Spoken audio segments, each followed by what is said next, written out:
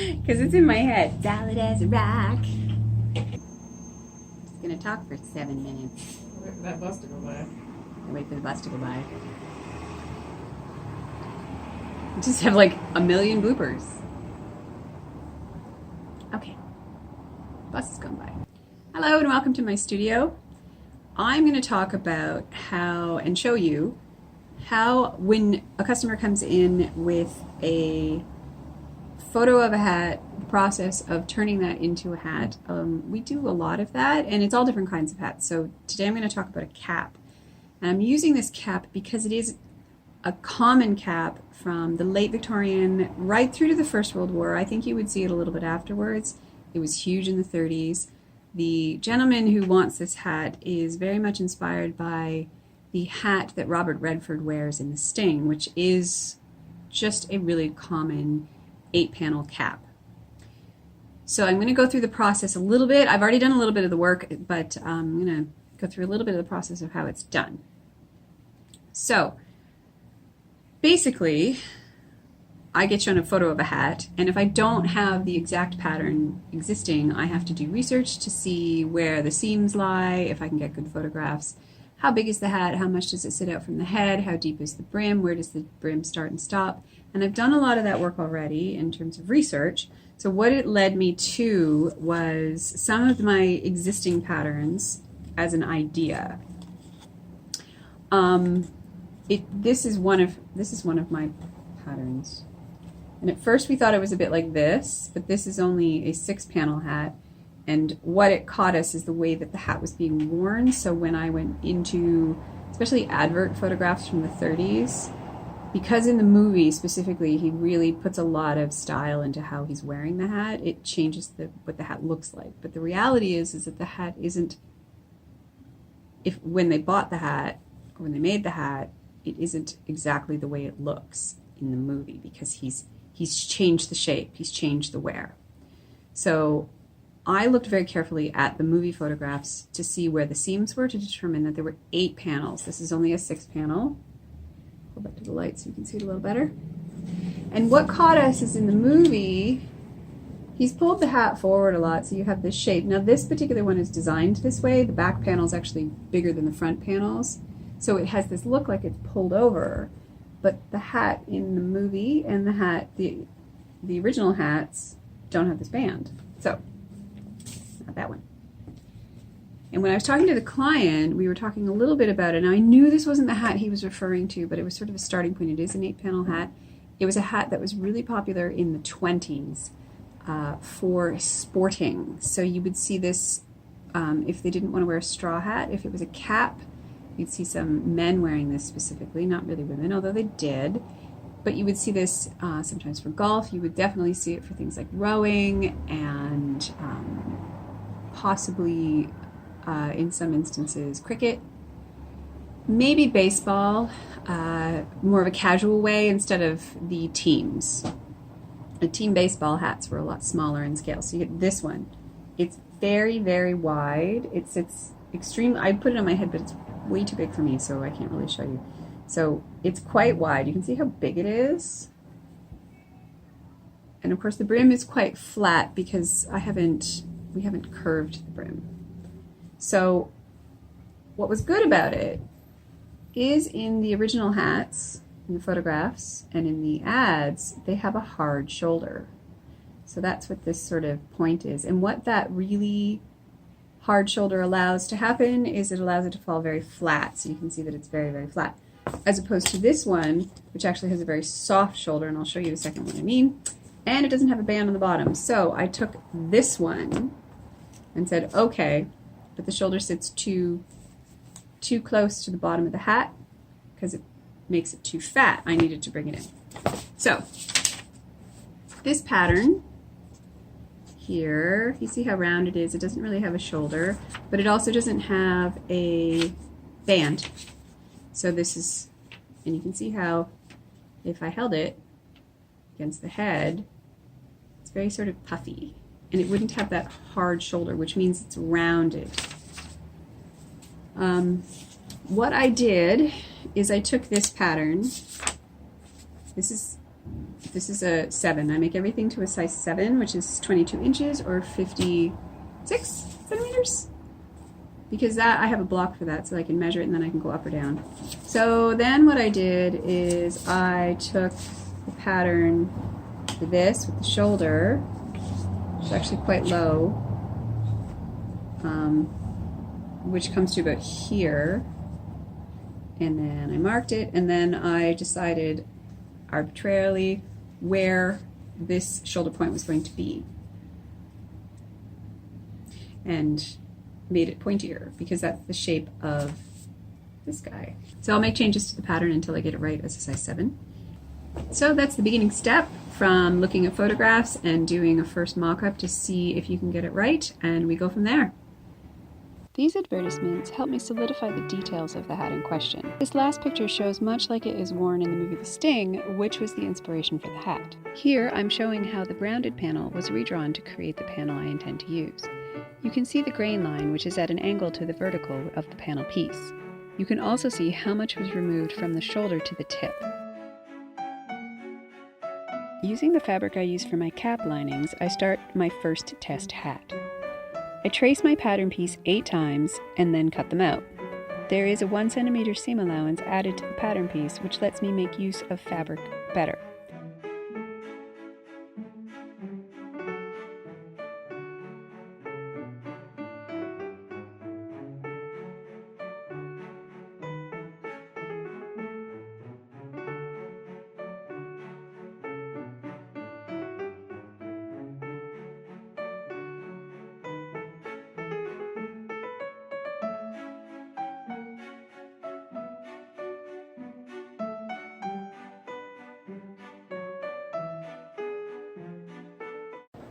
Okay, I hope my volume's okay. There's a street festival going outside. I'm in the studio.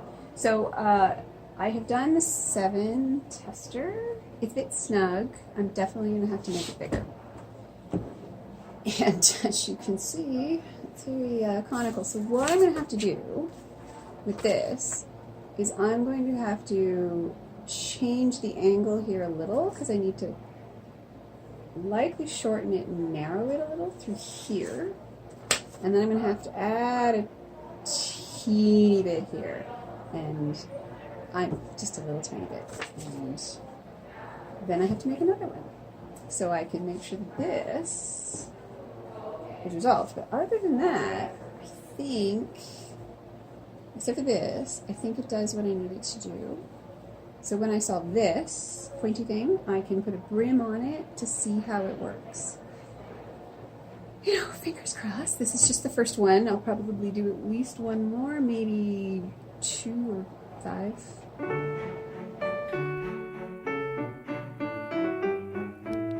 For the plaid tester, I wanted to try a card brim board since it was more historically accurate.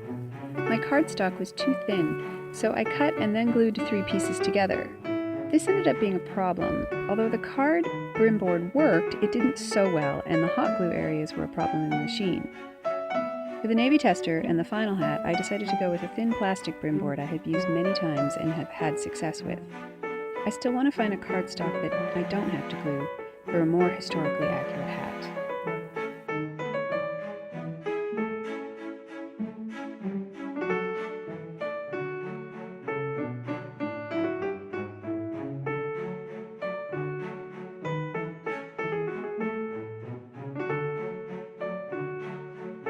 Then I cut out 2 brim pieces and 8 pieces of the tester plaid crown, making sure I matched my lines. Easier said than done. Instead of using the paper pattern, I cut 1 crown piece and then used it to match my lines. A method I don't think I'll do again.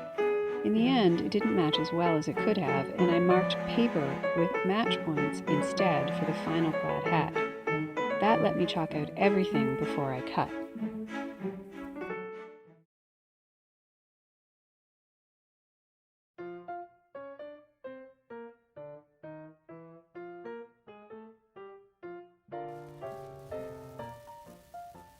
The next step is to trim the outer seam allowance for the brim, before turning and pressing to reduce bulk.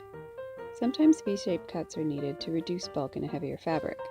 This one is thin, so simply grading will work. Pressing the seam properly here is very important.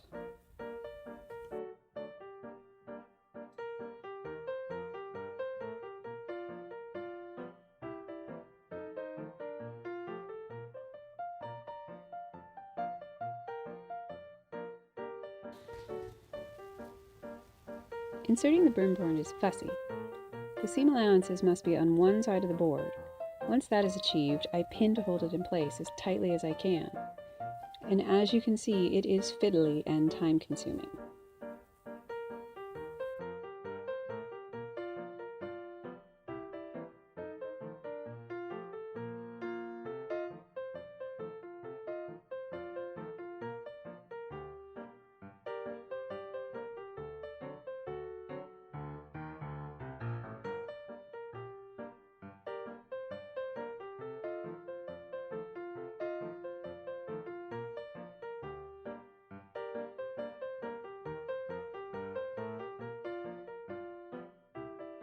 Then I stitch as closely to the brim board as possible to make a tightly fitted brim. I'm still pushing the board to the outer seam as much as possible during sewing. A loosely fitted brim is not attractive in a cap, so this step is important for the finished look. Then top stitching 1 centimeter from the outer edge keeps everything in its place and looks nicely finished. This is when I discovered my machine did not like the glue or the card.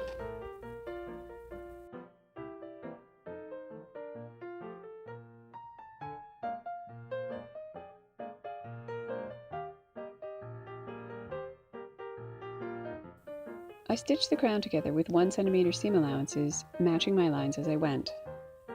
I trimmed out excess seam allowance in the tip and snipped the shoulder corner so it will lay flat.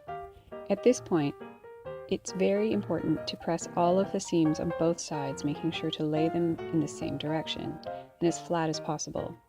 Again, a very important step and a rather time-consuming one, but pressing your seams in any sewing project makes the finished item look its best.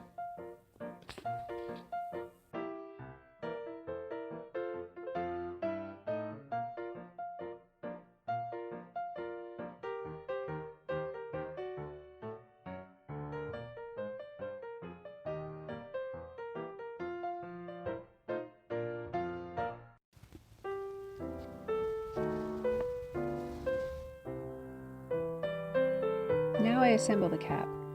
First I insert the lining, matching seams. I've already made the head size band and sewn it to the length required, but that will come in a minute. I also stay stitch the plaid to keep it from getting bigger, since it's on the bias.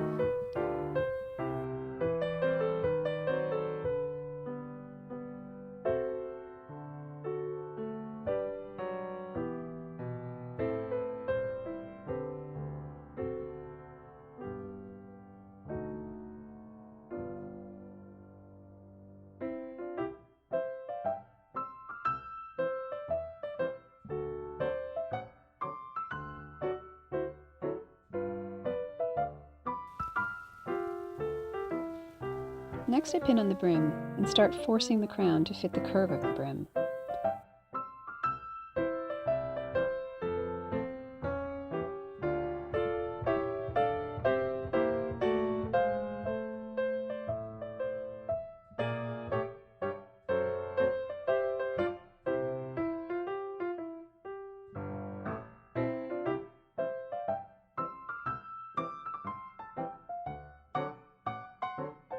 I machine baste the brim to the crown.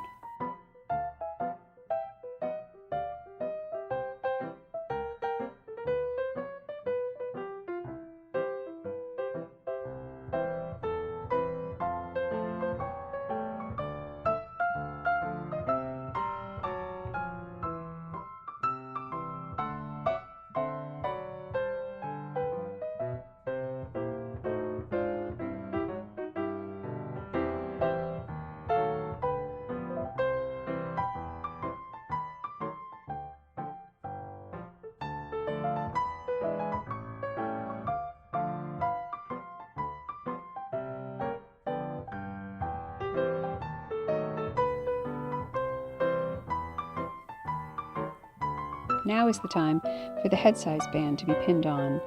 This is made of polytwill tape and a strip of black cotton that is folded and stitched lengthwise on one side and the center. Sewing it to the hat sews the opposite length. Pinning this on requires dexterity to smooth the crown and force it into the slightly curved shape of the head size band, while making sure all the layers are caught. This is rather time-consuming as well.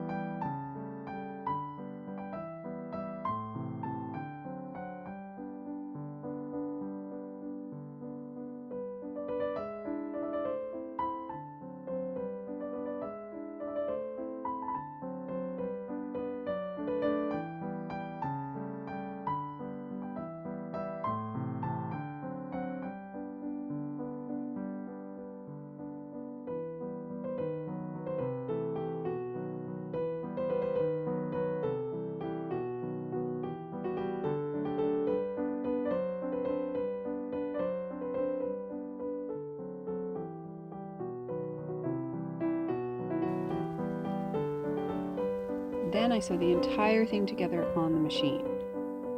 For this hat, I had to unpick a few times since I didn't catch all of my raw edges.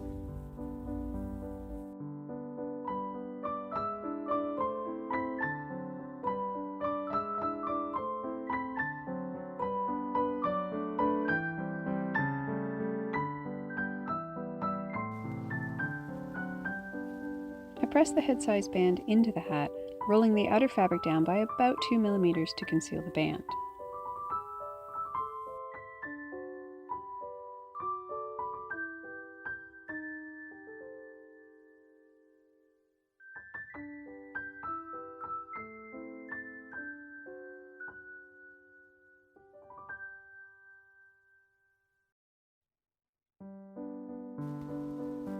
I then top stitch all around the head size to keep the band in place.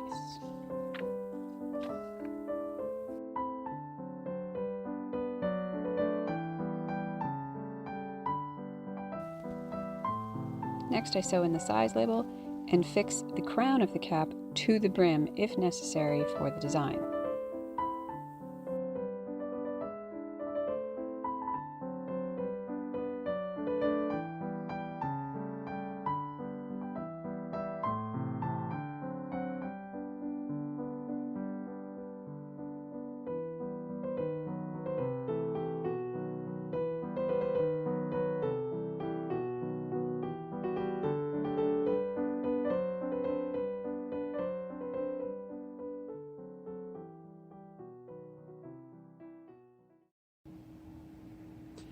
Okay, so now you can see that my 7 mock-up, fully finished, came together.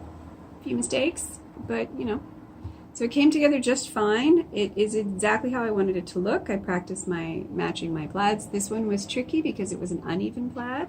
It didn't go together quite as easily as I would have liked it to. And this fabric is a poly blend, so it behaves a lot differently than wool, and it's also quite thin. However, it did exactly what I needed it to do. So now I can move into making the hat in a solid mock-up in his size before I cut into the fabric. I don't think I have enough of his proper Scottish tartan to do a matched plaid. It does take a lot more, and so I'm going to have to talk with him and see what he wants to do and go from there. So let's move on to the next step.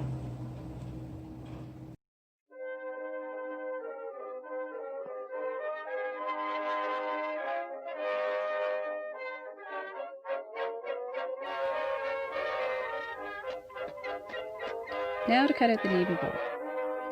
I chalked and then cut out 8 crown pieces and 2 brim pieces and repeated for the lining. I follow my grain lines, and again my seam allowance has been added to the paper pattern piece so I can use my fabric to the best way possible.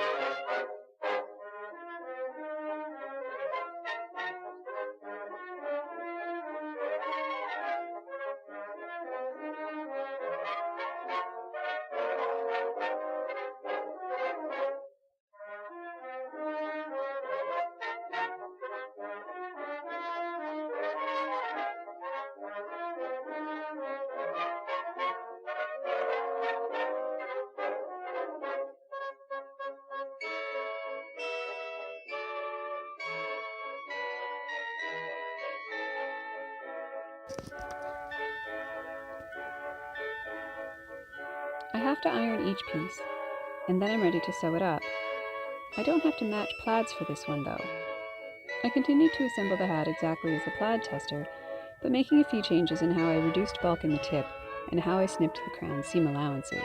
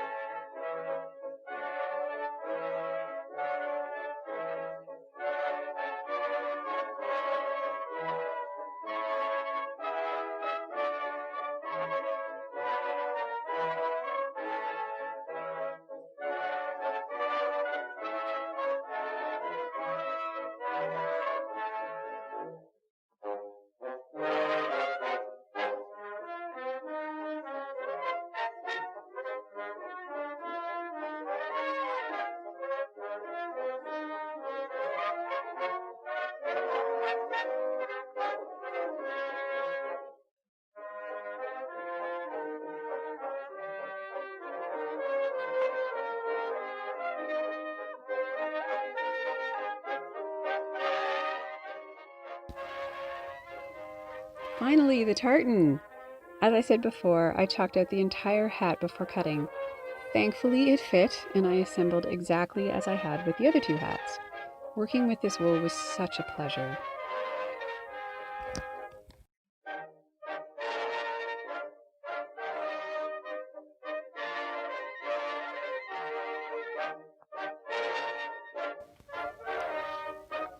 Matching the plaids took a little bit of fussing, but I did want to make it as perfect as possible, and I was so happy with the result.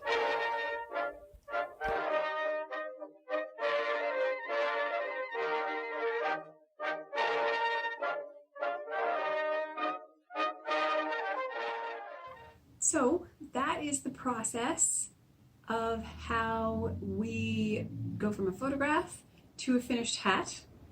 This is the navy hat that we did in his size, and when he came in we talked a little bit about the button. There was a little bit of bulk right here because there are 16 pieces of fabric all sort of in there, which means there are 32 seam allowances to deal with. So we dealt with that, and we did a few things because the shape of his head was making it a little bit conical. It's a bit tricky to see, so you can see it against me there. So we flattened that out a little. Now this one isn't going to get as flat as this one managed to get, because I couldn't get into it as much as I wanted to because I partially took it apart. And then I tested a brim board, which worked out. So this is the final piece in the fabric that he chose. This is a tartan. It is not his clan tartan. It is the tartan for the town we live in. He was one of the people to help develop this tartan for the town. I know that this practice happens a lot in this area, in this province. I'm not sure about other provinces or other parts of the world, that they make a tartan for the town you live in. This is this one. And it's available for people to purchase at a local regalia shop, and it's this beautiful kilt weight wool. It was lovely to work with. It did beautiful things.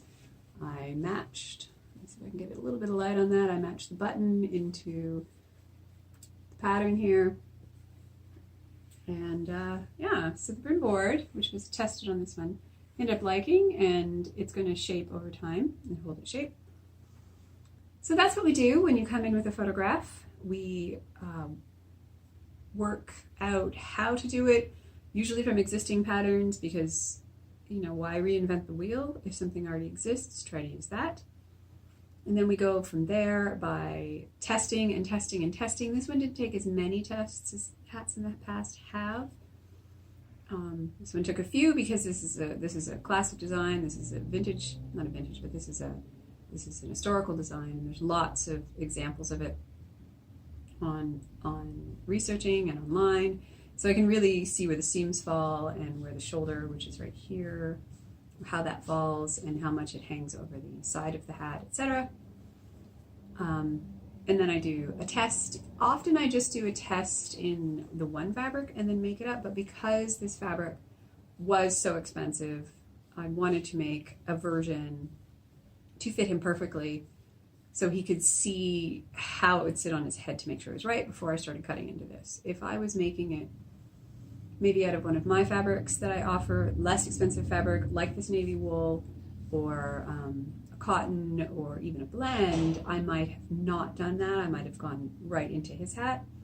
But because I was working with limited amount of fabric and very expensive fabric, I decided to make this sample in his hat because I don't want to waste customers' money.